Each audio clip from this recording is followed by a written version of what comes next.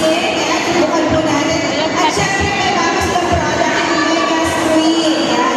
Syempre po, nandito rin po ang mga kasama natin Consel Jenny Bernardo, Consel Lelia, para pumatigin po sa inyo. So, ito po si Consel Jenny Bernardo. Ay, magandang umaga sa inyo. Dito kami kasama natin si Mayor Luisa Gawan at kanyang birthday chairman si Congressman Ricky Sandoval at President Michael Velasco.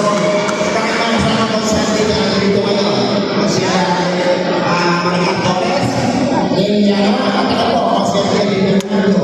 Alam niyo po mga media sa atin ay napakaganda ng kanilang ginagawa sa bayan ng Malabon. Lagi po sila nakasipong sa mga aktividad. Kaya po nung nakaraan na nag-donate po medyo sa kapis ng mga sardinas dito sa ating syudad. Lagi nila napipili ang mga Malabon. Ngayon po yung matatapos na ang pagsunog sa Katmon. Nag-donate naman po sila ng mga sardinas para makatulong sa ating mga kapwa at ating Katmon. Ganyan po ang galing ang kumpanya ng Mega Sardines. Kaya supportan po natin sila.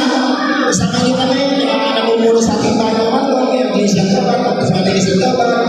Kami lahat po. Kami po ay nakasuporta nila sa inyo. Hindi po, magandang umaga po sa inyo lahat at mag-ingat po sa buhay. Magandang umaga po sa inyo lahat. At syempre po sa ating mga Lady Sandoval, may Congressman Ricky Sandoval, sa ating Vice Mayor Edward Velasco, at syempre po ang aming pagbatin sa Mega Prime Foods para sa 50th anniversary. At nakita niyo naman yung pagtulong sa atin. Ever since the pagkain na napakakimapos yan, yung kanyang pera dito sa mga produkto, ay ang kanyang pagtulong din sa ating mga pamahalaan. So, ang kanyang pag-isa at pag-suporta din sa ating mga mayor at congressman. So, nakita niyo, suporta natin.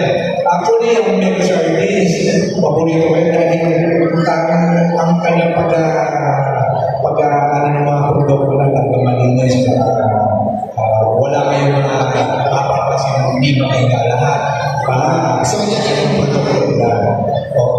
Kaya, yun naman po. So, maraming salamat sa Mega Prime Foods at syempre po sa inyo mga magandang umaga po.